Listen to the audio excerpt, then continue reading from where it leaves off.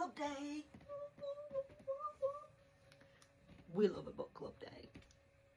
And as per usual, Kelly is running behind. And if you think this only happens when it's somebody else's pick, you would be mistaken. I'm also late when it's my own pick. So, don't. We're talking about book club pick. So,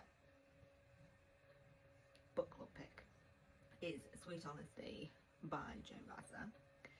It is performed, so when it's a solo narration by Sean Crisden with Trei Taylor in duet for the femme voices. So yes, technically it's a duet narration, but the bulk of the story is solo because it's an story, right? So it's, the main characters are all done by Sean. This is Ronielle's pick. If you're not following Ronielle, what are you even doing with your life? Like, seriously, what are you doing? Where are you getting your book recommendations? What are you doing? What are you doing? Anyway, it's Sweet Honesty. So, glad Ronielle picked this book because I know she's talked about Joan Vassar before, and it's someone that she has always recommended. So when she picked this book, I was like, yes, great. Because, you know, you add books to your TBR, but like, when do you actually get the chance? Because, you know, you're always adding to it. So it was like, no, you're doing it. And so this book we have, I'm talking about the book. Don't be getting involved. So we have Alex and we have Michael. This is Psycho. Say hi. Want to say hi? So we have Alex and we have Michael. Michael has travelled from Georgia. He has just watched what he thought was the love of his life get married and needs a fresh start. So he's gone to New York City. It's the 50s and he spends the first 3 days looking for work. He's in board house, not great situation, but on the bus he had met somebody who had said, hey, you should check out our church. Well, when they arrived at the bus station, somebody that picked her up, their eyes met, and it was instant connection. Like, you could feel it. And so of course he goes, they meet again, and you just sense it when they're together. You just like, yes. Destiny is happening. I will say, I found it to be a very emotional book. I also, for me personally, was waiting. Like, I was very on edge. Like, for probably the last quarter of the book, I was on edge. I was waiting for something bad to happen.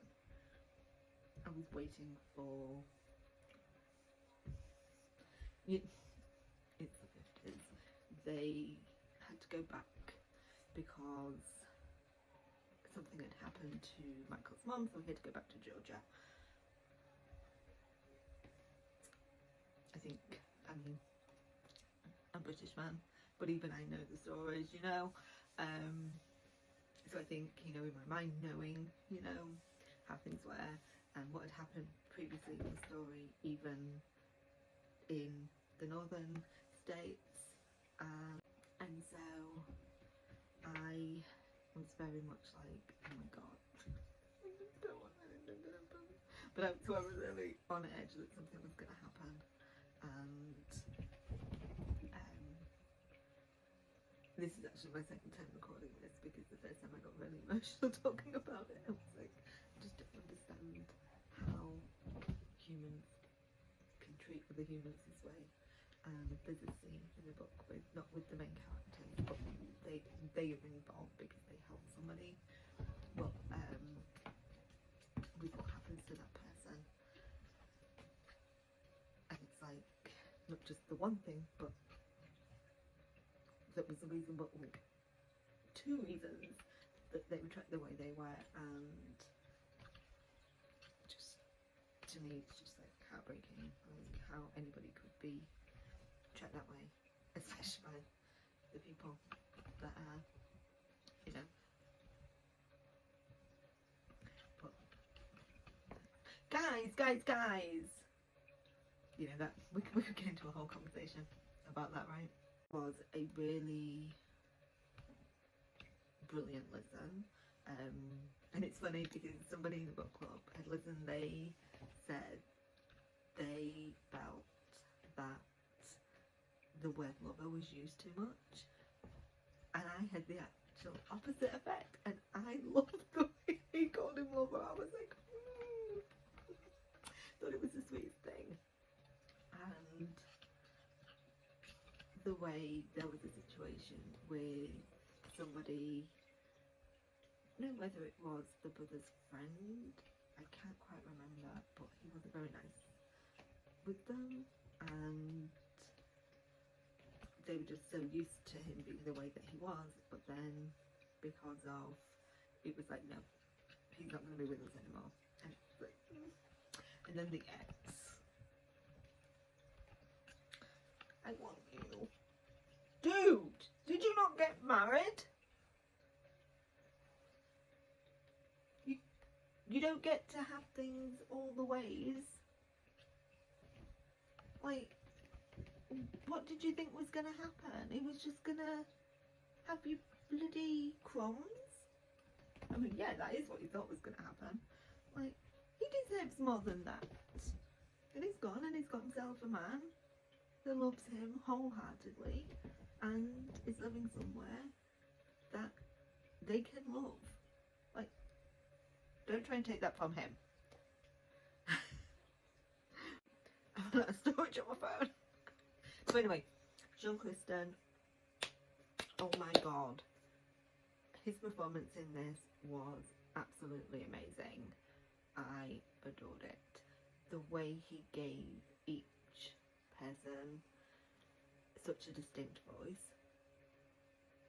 Alex and Michael, you knew who each character was when they were speaking, who each one was, as well as each of the side characters. You've got Lamont, you've got Jack, as in the sort of ex-partners, then you have obviously the brothers and the cousins and the friends, and that was how does he store all these voices?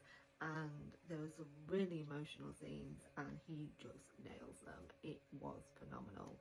And then Trei Taylor comes in with all of these femme characters, and just every single one was brilliant. It was a stunning performance of the book, and you should definitely check it out.